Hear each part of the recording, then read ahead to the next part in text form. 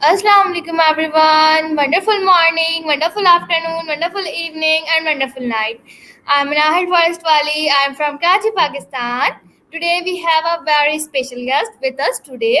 Someone who is highly respected and accomplished in their field. Please join me in extending a warm welcome to Pushpa Rani. Pushpa Rani, we are eager to get to know more about your remarkable life journey and the experience that have shaped you into the person you are today. So, your dedication, expertise in education have made a significant impact on the lives of students and teachers alike. We are thrilled to have this opportunity to learn from your insight and wisdom. So, without further ado, let's dive into our interview and discover more about your extraordinary contribution and experiments. So, hi Pushparani, how are you?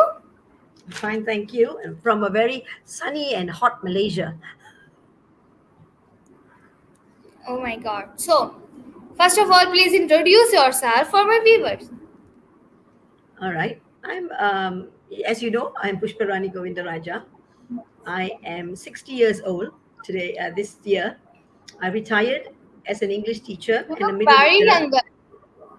Thank you. I think it's the genes. Okay. And also working with children. When you work with children, you're always happy. I think that keeps you going and keeps you looking very young. So you should try it, Manahim. Always be happy. In any situation, you need to be happy because no one is going to Yes, make you happy. You have to keep your happy. I mean, you have to create your own happiness. yes, you are Okay. right. All right.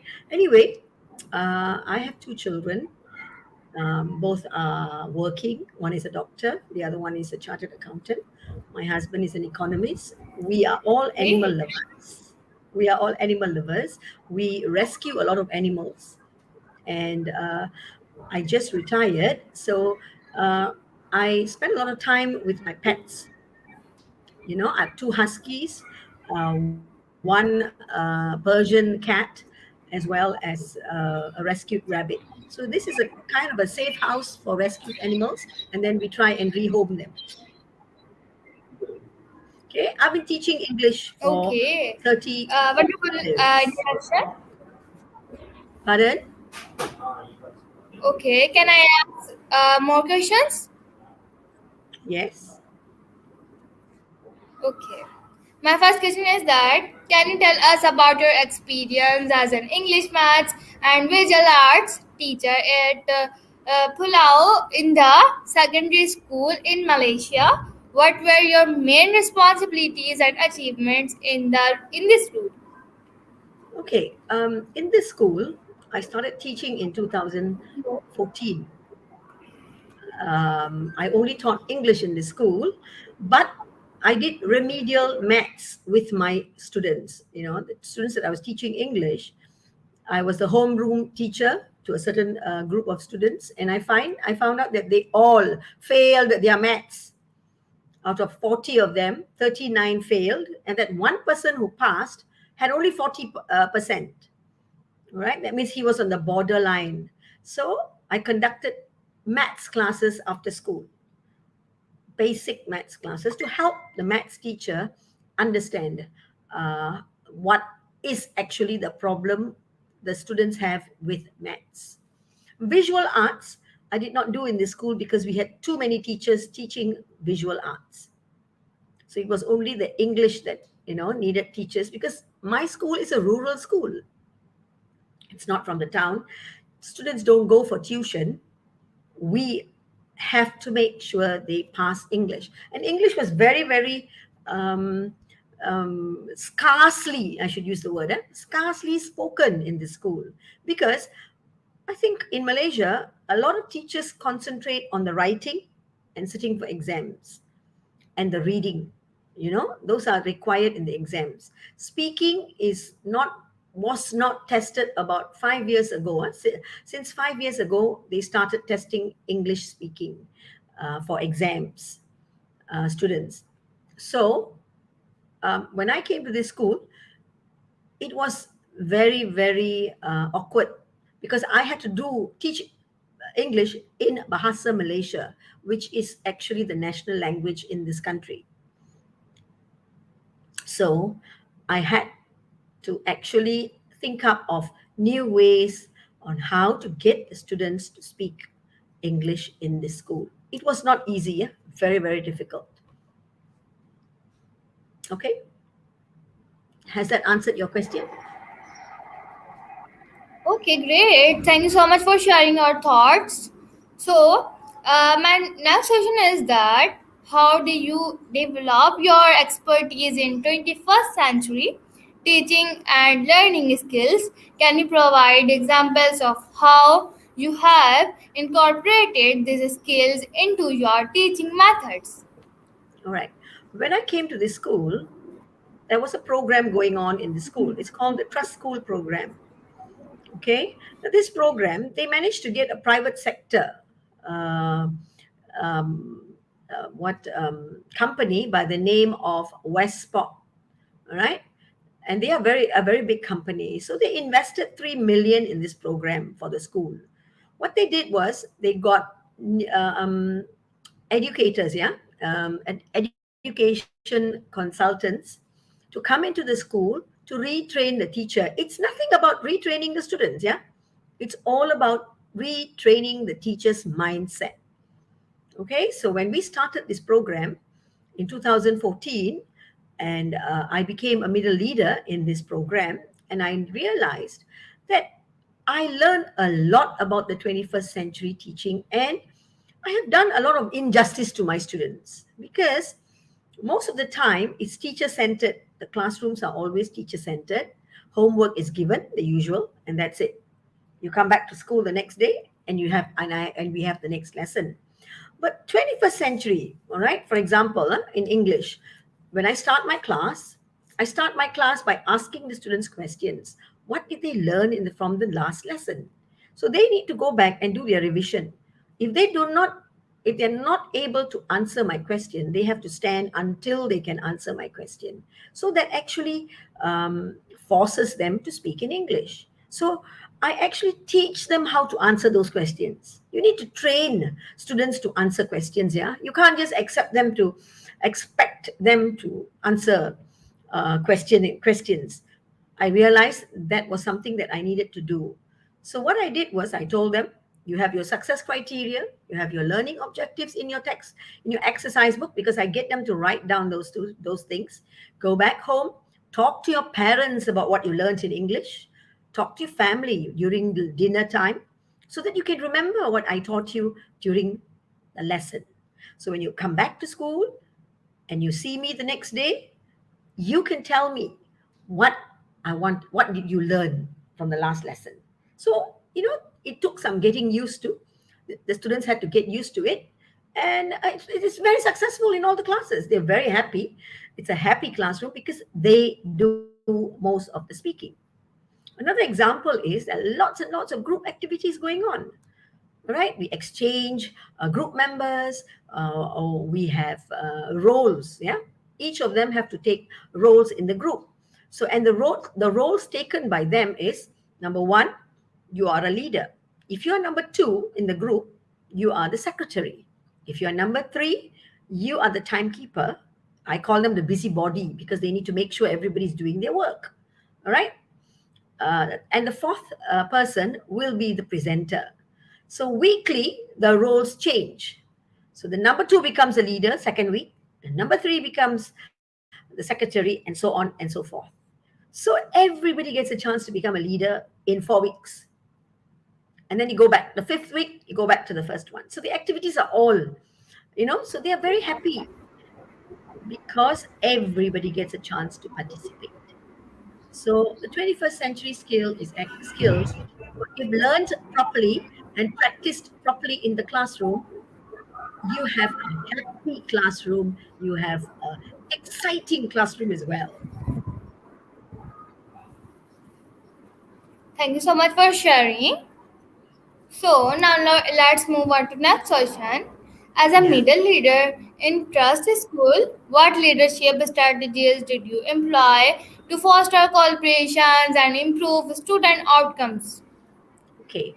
What I did was I used a concept called coaching and mentoring, where the good students will coach my classes who are students who cannot read properly in English, right? So I used to give them a program like that, and I usually assess them. I give them extra marks that goes into the mid-year exam paper. All right. So assessment, ongoing assessment on how you can get somebody else to read well in English. So I will test all their tutees to see if they have improved. They just have to spend 5 minutes every day tutoring them. That's one. Another thing that I had is that we actually have is student voice group. Okay, we form this kind of SVG to give students an opportunity to do management, to manage some projects, all right, and also to voice out. Malaysian students are taught to keep quiet in the classroom. That is our culture. So in my class, what I actually taught them to do is I taught them, I made sure it was safe for them to talk in class.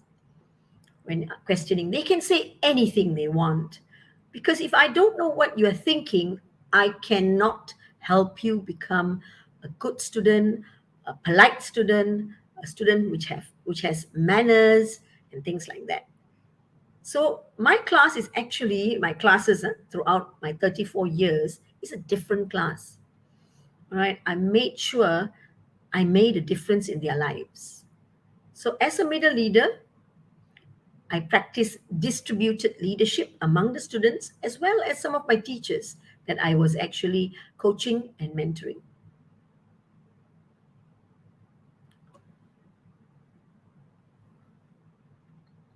Okay. Okay, that's great.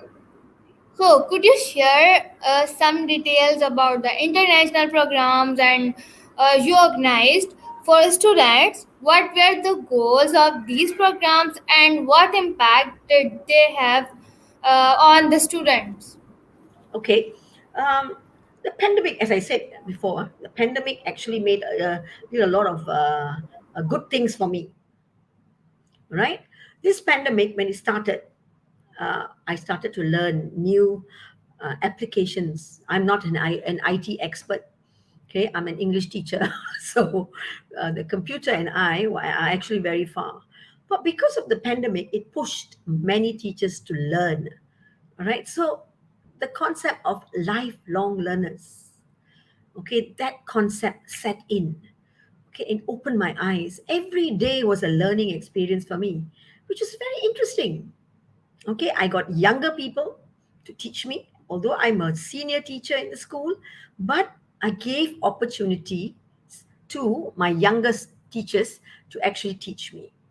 So I don't see anything wrong in that.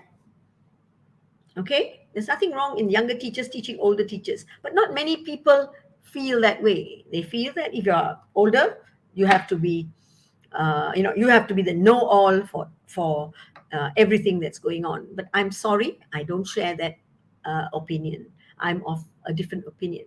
Now these programs that came internationally, I have a few friends who are internationally known. They are in Africa, they are in UK, they are also in organization that help the trust school, and they brought about a few programs where my students could showcase what they have been learning in my class. Okay, all their presentations, I picked the good ones and I made them present in the student hub, globally empowered. That is a platform that actually helps students um, showcase all their projects, what they are good at, right? And these students that I was teaching in this rural area, it was something different. All right, they got to go. on an international platform. So that gave them a lot of confidence using English. So in the classroom, when they came back, they were so confident. Nobody could bully them. All right, they felt like on top of the world. So it gave them a sense of being proud of themselves. From never not passing their English. It motivated them to do more English work that I've given them, asking me, teacher, can I do something else? Can you give me another assignment? All right, because they saw the results. And the parents are so grateful because all this while they were having a lot of problems with their children, communication problems. Teenagers and parents, we don't have a very good rapport because we don't understand. That is why teachers and parents must be good friends. All right, once the teacher and parent are good friends, the children will listen to both teacher and parents. There's no room for hanky panky or being naughty. Okay, so that is what the international programs actually help my school. I had a wonderful time during the pandemic. I mean, although um, the pandemic did take many lives, right? It's very, very sad.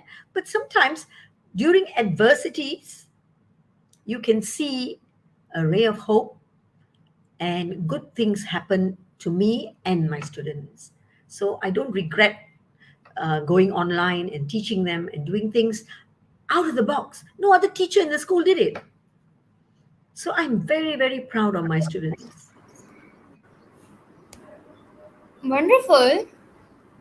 So, in your role as a subject matter expert in 21st century teaching and learning skills, how have you helped teachers enhance their instructional practice? Can you give as an example of a successful outcome resulting from your guidance? Okay, I have about 10 teachers that I coach, right? Okay. So before I go and observe them in teaching, I also I have also coached trainee teachers who have come in to do training in the school. And I am the example first. That means you all watch me teaching first. So when I am a good teacher, I'm a good model, all my teachers trust me.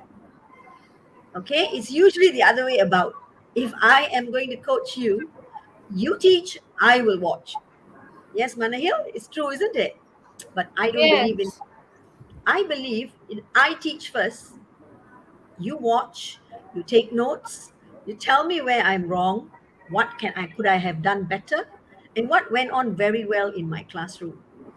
So the teachers were very happy because they can't tell me, oh, it's easy to come and observe us, but what about you? You think you can teach better than us?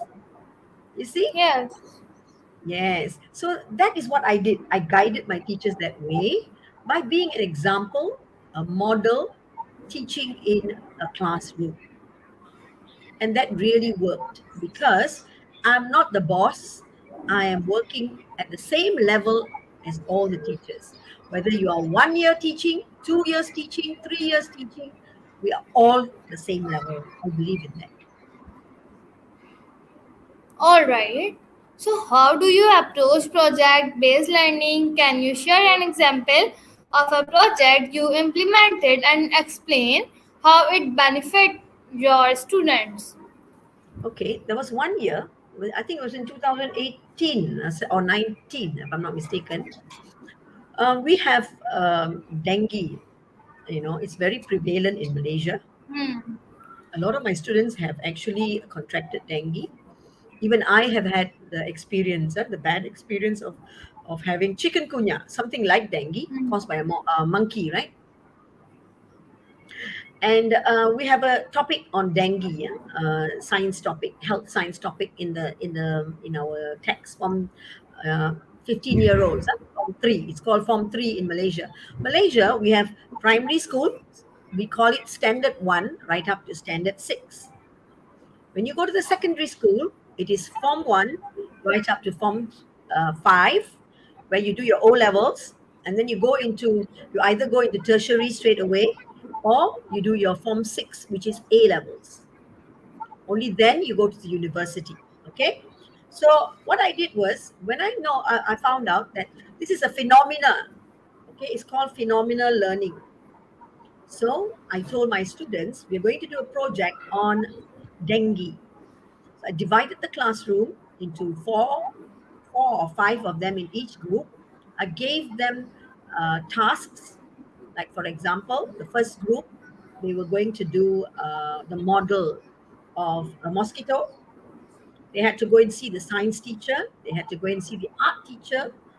All right. And also the living skills teacher, because I wanted them to talk to them to see how best they can actually do the model. And they had to come out with a poster. They had to come out with a game on the model as well, incorporate a game, all using English. All right. It took them 2 months to perfect everything because I was guiding them. This was an extra work that they had to do. Okay. And then when a school came to visit us, we have lots and lots of schools coming to our school to visit because we are models. We are a good 21st century trust school model. So when these kids came to school, my principal knew about these games. He said, "Why don't you also have these games?" So we had about 6 stations, and there were 2 games, I think, going on in each station. So when these kids came, we had about 1 hour to make them go through the circuit of every station. But do you know it went on for 3 hours because they enjoyed themselves learning about dengue.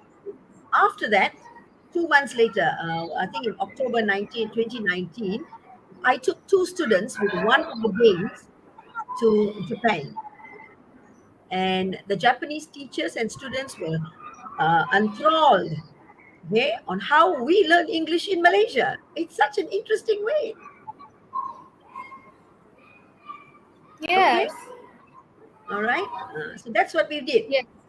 Project-based learning is one of the best ways to get children to do teamwork, to build leadership qualities, to have Yes. disagreement without getting angry with each other and saying, "I'm not going to be your friend anymore." Okay, they come to me and I will settle the problem for them, and I'll say, "Look, it's okay to have disagreements. It's part of life, but you must remember that you have to agree to disagree. Okay, nobody's bad here. It's just that you disagree. Somebody, oh, teacher, she's doing too much of work. I'm doing nothing. Especially the boys. The boys don't seem to be wanting to do. So what we do is we give role play. We give them roles. They have to do it. If they don't do it, the head of the group has to come and give me a report, and I will talk to the students. I always tell the students, use be very, very careful when you use your words towards your friends. Tell them nicely. And if they are not going to listen and they don't want to do and they're lazy, just tell them, okay, now since I've already spoken to you and you do not, you're not doing what you are supposed to do, I will have to report it to Madam Pushpa. So that actually works a lot. They will quickly go back and get it all done. Because if not, they're going to be in big trouble with me. So the children enjoy their English lessons. They will never be absent for English, but they will be absent for other classes. So that is what All project-based right. learning help. Okay. Now let's move on to last question. Okay. You mentioned your belief in the concept of domino effect. Could you elaborate on how you apply this concept in your teaching and the result you have observed? Okay. Now, when I talk about this domino effect, every child that leaves my class after 1 year with me, they all have a little Pushpa Rani in them. Okay. For example, when your friends don't finish your homework, they have to ask their friends, Why haven't you finished your homework? Right? You need to be a busybody so that you're that's not called friendship. If you don't know how to help your friend, right, you just keep quiet. Oh, I'm not going to get involved. That's, the teacher's work. The teacher must tell him, must actually chide him or her. How am I going to chide him or her? We have 40 in a class. So when you are in a group, in my group, we have two female students and two male students. The female student looks after one of the male students. Okay, she is to guide them, because in my classes, the boys are the ones who are giving the trouble of not doing homework. They don't want to participate. All the girls, okay, never mind. It's okay. Let the girls do it. They are more hardworking. I don't want those kind of students in my class. Okay. So when I touch one person, you are supposed to touch everybody in the classroom. That means no student left behind, right? We nip it at the bud. That means if I'm having problem with A, I need to go and tell teacher. I need to help coach him or her. And then if I cannot help my friend, I will tell teacher. Teacher will also send him to the counselor. The teacher will also take the necessary steps to help him. Because a lot of students today don't realize what they need to do as a student in the class. But I don't blame them as well, because schools have become so boring. All right, activities have no impact, real life impact. It should have real life impact. For example, plastic, right? We should not be using any plastic. There should be campaigns in the school. Stop using plastic, because in my classes, nobody uses plastic. They have to bring their own Tupperwares. All right, they go to the canteen, they have to buy and put the food into the Tupperwares. So these are all the things that I teach them. I teach them real living skills. I inculcate it into my classes. So the domino effect happens is when they chide everybody else. Stop throwing the rubbish. How come you got a plastic bag? Go home, recycle your rubbish at home. The children teach their parents as well. So can you see the domino effect? I teach you, you go back home and you teach. So it is real life skills that I'm teaching them. I'm not just teaching them something from the book. All right? That teaching happens to be a teacher's creativity. Teachers need to be creative. I mean, 34 years in the education system started so long ago. I'm not the same. All right? Because we have so many policies, education policies changing all the time. Okay? But you need to know what the students need to learn from you and how you learn from the students as well. Students are excellent teachers.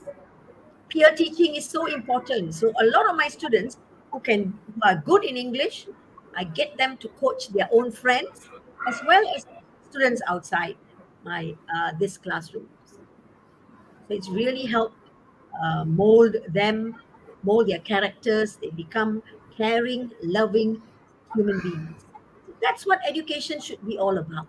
Don't you think so? Want to help?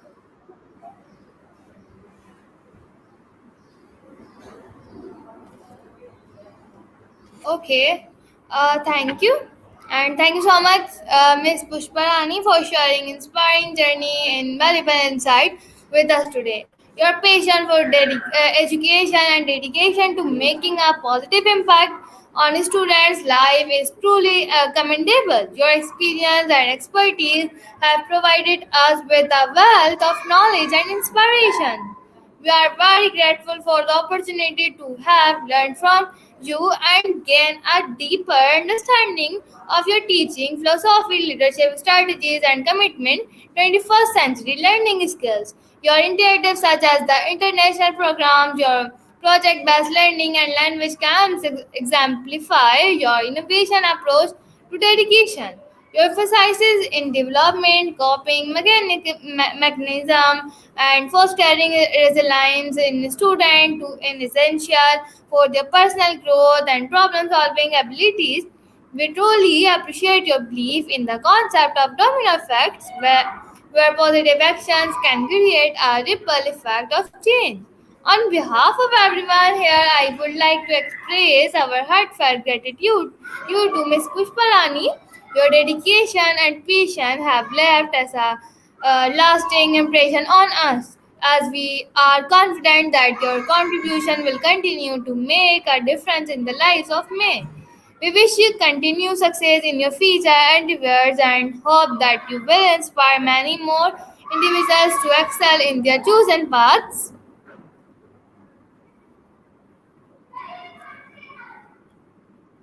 Thank you so much Thank you so for much, Manahil. giving me this time. Thank you so much for Thank you for giving me an opportunity to share my experiences with you from Pakistan. I hope to have many more correspondence. Today, I'll be speaking to one of your teachers, and I hope to do a program with your school. Sure, I'd like, inshallah. yeah. Okay. Thank you. Bye. Have Bye. a good Have a day. wonderful day ahead. You too. Bye bye.